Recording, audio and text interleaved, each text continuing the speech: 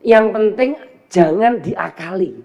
Ini sebenarnya memenuhi prasyarat pemungutan suara ulang atau tidak. Pilkada ini kita nggak main-main di meja ini kemudian terlalu menyederhanakan hal-hal yang sifatnya normal prosedural ini dengan hal yang sebenarnya apa sih dampak psikologis masyarakat di bawah dengan pilkada langsung ini. Ya. Assalamualaikum warahmatullahi wabarakatuh. Salam sejahtera untuk kita semua. Om Swastiastu, Namo Buddhaya, salam kebajikan. Yang saya hormati kawan-kawan pimpinan dan kawan-kawan anggota Komisi 2 DPR RI, yang saya hormati mitra kerja Komisi 2 dari kawan-kawan Bawaslu, Ketua Bawaslu, dari DKPP, Pak Ketua, yang saya hormati dari kawan-kawan KPU dan juga dari Kementerian Dalam Negeri dan beserta seluruh tamu undangan yang hadir pada siang hari ini. Saya terlambat karena ditugaskan teman-teman dari narasumber di Universitas Diponegoro Semarang. Jadi saya memantau tadi di jalan lewat live streamingnya. Saya mengikuti betul bagaimana kesungguhan dan keseriusan kita untuk keberadaan kita di sini ini apakah bisa bermanfaat untuk bareng-bareng membicarakan soal masa depan bangsa ini lewat hal yang saat ini kita baru sedang laksanakan, yaitu pilkada yang kita selenggarakan secara demokratis. Yang sebenarnya kita bisa berpikir berulang kali, kenapa sih kok ada pemilihan kepala daerah yang harus secara demokratis, kok nggak ditunjuk sama presiden atau ditunjuk sama menteri dalam negeri ya, atau ditunjuk sama DPRD provinsi dan DPRD kabupaten. Kenapa kok dilaksanakan secara langsung? Ini kan menjadi sesuatu pertanyaan yang sebenarnya dasar itu sudah ada. Saya mengapresiasi terhadap penyelenggara pemilu, baik pelaksana pemilu maupun pengawas pemilu, ya, yang di beberapa tempat yang pilkada dilaksanakan dan berjalan dengan sukses dan baik. Betul-betul sebagai pelaksana yang memberikan ruang hajatan rakyat ini menjadikan rakyat itu kompeten. Rakyat itu betul-betul menitipkan tentang masa depannya, haknya dan kewajibannya. Ya. Akhirnya dia bisa memilih kepala daerah yang benar-benar bisa dititipi amanah.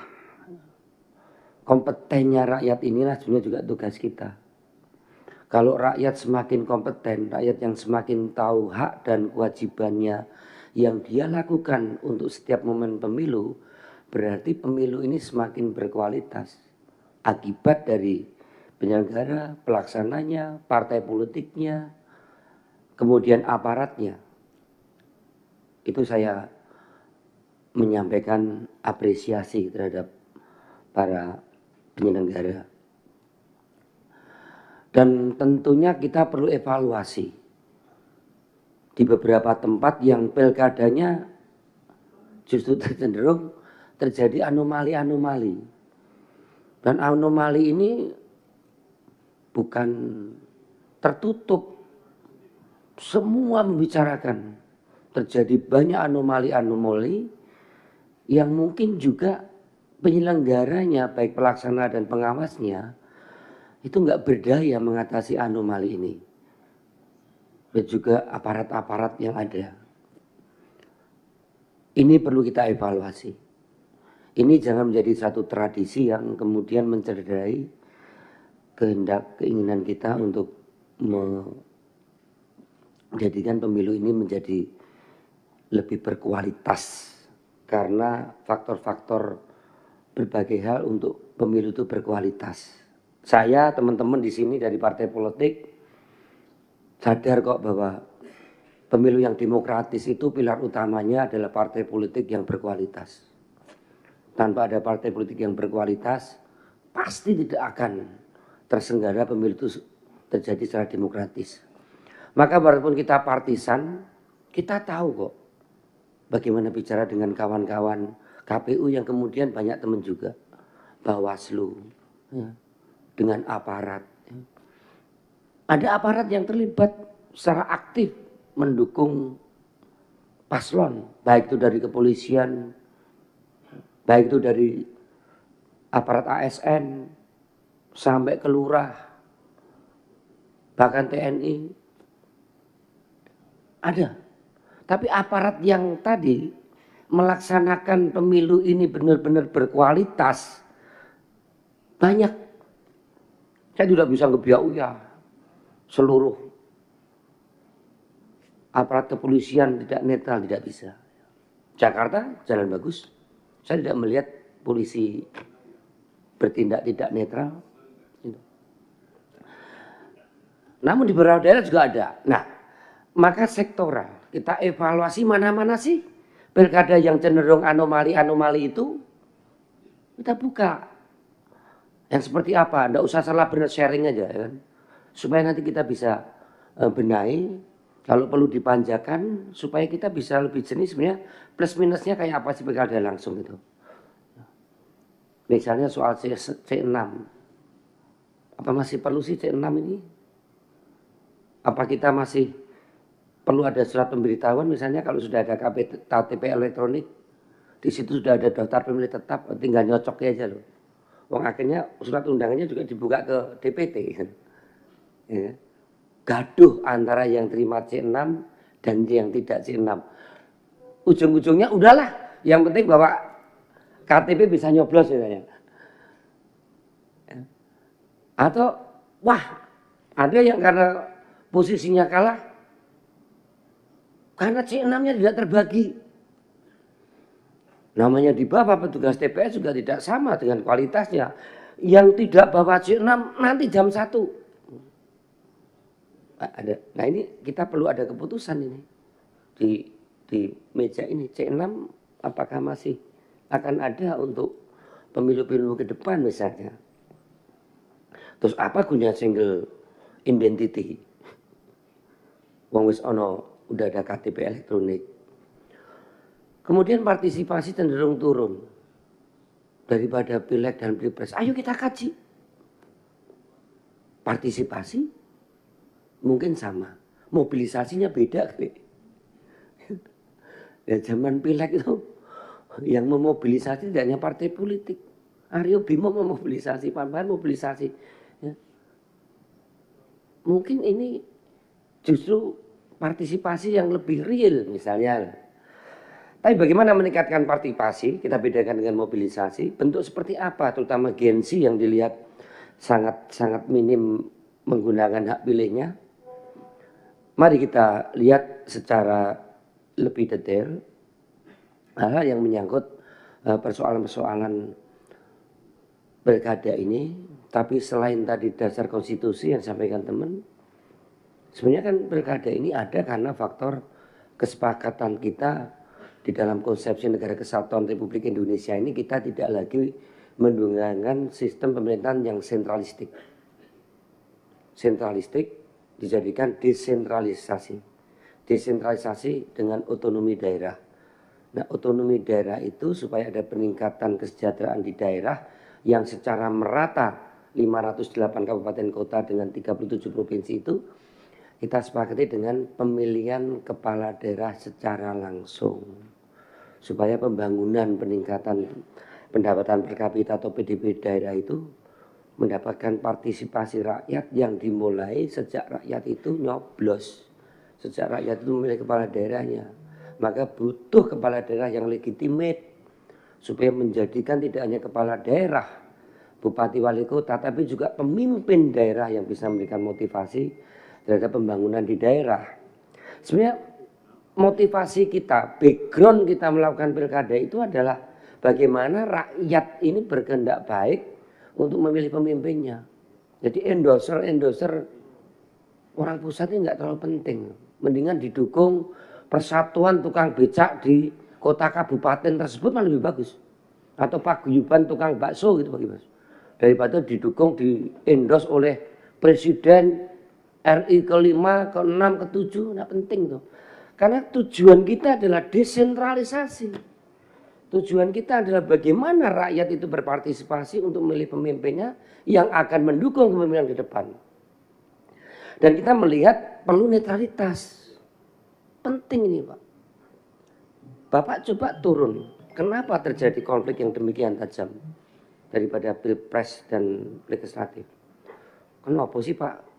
Kok sampai bekenengan gitu? Gara-gara pilkada sampai diam-diam sama tetangganya. Wah, kalau yang menang bupati itu Pak, saya sebagai petani pengguna air bisa ganti. Duh, terus pun petani pengguna air ini itu dipilih oleh dinas. Ditunjuk oleh dinas, disahkan oleh dinas atau jalur. Karena airnya baginya nanti kelompok saya bisa dapat yang terakhir. Ini loh Pak, sudah menyangkut pada tingkat yang real, nyata buat mereka. Tapi kalau dia kalah dengan adil, punya ruang menang yang adil, kalau yang menang temennya gak apa-apa lah. Saya koncoku sing mimpin. Tapi kalau tekanan menjadi keras. Kenapa sampai bekenangan ribut kayak gitu? Pak, kalau wali kotanya itu lapak parkirku ganti. Lapak parkirnya pindah orang. Sampai segitunya. Terus dengan demikian bahwa masalah pilkada ini menyangkut hajat hidup mereka secara langsung. Ini yang sebenarnya kenapa pilkada ini harus jauh-jauh lebih netral. Baik penyelenggara, pelaksana, pengawas maupun aparat. Karena banyak hal yang sangat berkaitan dengan kepentingan-kepentingan kelompok, kepentingan-kepentingan masyarakat di bawah. Coba dicek, yang jaga tempat WC, toilet di pasar umum itu kalau ganti kepala dinas, yang namanya kepala pasarnya itu ganti, nanti yang jaga tukang WC toiletnya itu ganti. Ini Bapak yang harus kita lihat bagaimana pilkada ini kita nggak main-main di meja ini kemudian terlalu menyederhanakan hal-hal yang sifatnya normal prosedural ini dengan hal yang sebenarnya apa sih dampak psikologis masyarakat di bawah dengan pilkada langsung ini, ya, pilkada di tingkat bawah. Itu kemudian kalau kita ada PS itu saat cepatnya dah. Yang penting jangan diakali. Ini sebenarnya memenuhi prasyarat pemungutan suara ulang atau tidak. Apalagi tadi suaranya yang mintip-mintip tadi. Karena kalau suaranya tinggal sedikit, otak politisi ini bagaimana bisa diselenggarakan pemungutan suara sehingga selisih itu bisa dilewati. Intinya adalah suara yang unggul di dalam proses pilkada ini dia yang menang. Selisihnya 2000. Selisih sak biting aja Pak menang satu kepala itu. Apalagi di DKI 50% plus satu suara. Nah kalau selisihnya 500 gimana? Kalau selisihnya 100 gimana? PSU menjadi sesuatu yang sangat politis. Maka saya apresiasi si rekap, ya, itu tepat itu. C1 bleng udah. Nanti pas penghitungan C1 formal yang faktual izinnya pas kadonya.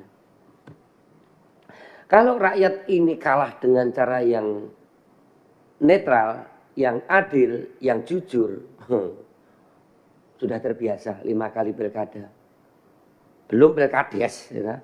Pilkades itu di tingkat desa itu kadang ya neng-nengan tenan antara dusun sini dengan dusun ini. Tapi rakyat kita nggak kuat kalau diem-diemen lama-lama. Tahu-tahu juga akur sendiri. Tahu-tahu ya sahur-sahuran sendiri itu. Wow, Puskesmasnya ke sana, hati-hati kalau daerah sana ke puskesmas ini awal-awalnya Pilkades itu bisa begitu. Tapi namanya mesake ya, yang rasanya puskesmas kayak anak elek karto atau mbak elek karto kayak loro kok resorene ya wis lah, boleh lah ya akhirnya akur itu. Kalau berjalan secara netral, kalau berjalan secara adil, maka damai. Ya. Damai di bumi dan damai di hati kan itu. Tapi kalau tidak berjalan secara adil, lah itu dibawa, diuncit itu. Ya. Kalau perlu jembatannya dipotong gitu kan. Ya, kalau perlu sekolahnya, wes anaknya kalau gak oleh sekolah ini. Itu kalau tidak adil. Jadi penting Bapak Ibu sebagai penyelenggara, pelaksana, DKPP, mohon sekali kalau memang ada aparat KPU Bawaslu, termasuk yang mendukung partai saya lah, calon saya lah. Ini penting karena pilkada itu menyangkut hajat wong cilik, wong bawah yang berharap dengan pemilihan itu dia titip nasibnya ya, untuk daerahnya. Kita sepakat kalau memang ada PSU lebih cepat lebih baik dengan prasyarat-prasyarat yang betul-betul adil, yang betul-betul netral bagi penyelenggara. Apalagi kalau selisihnya mundrup-mundrup ini kan bahaya ini. Kalau ada akal-akalan pasti konflik dan konfliknya keras karena menyangkut kepentingan-kepentingan di bawah. Kemudian kalau yang pemilihan ulang juga sesuai prosedur. Intinya kan begini ya, kenapa sih serentak dengan pilpres deket-deket walaupun rasa pilpres ini masih begitu kuat di pilkada, nanti kita bicarakan sendiri, yaitu adalah alur dari pembahasan anggaran di tingkat daerah, tingkat provinsi, tingkat pusat itu supaya ada ritme secara bersama-sama sehingga pemilu yang prosedural demokratis ini bisa berdampak secara substansial dalam proses keputusan anggaran di daerah dan pusat secara bersama-sama. Tetapi kalau toh nanti kita evaluasi serentaknya seperti apa yang perlu kita perbaiki, tentu plus minusnya akan kita lihat, termasuk usulan ke DPRD untuk pilkada di provinsi dan sebagainya. Nanti kita lihat sebenarnya untuk rakyat yang paling nyes, yang paling enak itu yang seperti apa. Itu yang bisa kami sampaikan. Sekali lagi apresiasi untuk hal yang terkait dengan suksesnya pilkada, terutama untuk kawan-kawan yang melaksanakan pilkada yang bisa tersenggala dengan baik dan cenderung lancar. Dan tentunya kita perlu evaluasi di pilkada-pilkada yang hasilnya prosesnya cenderung anomali dan itu kasat mata ya, yang kadang kalau kita nggak ngomong, nggak mengevaluasi menjadi tidak ada taringnya untuk Komisi 2 ini di dalam proses pengawasan dalam konteks kita berdemokrasi ke depan. Terima kasih. Wassalamualaikum warahmatullahi wabarakatuh.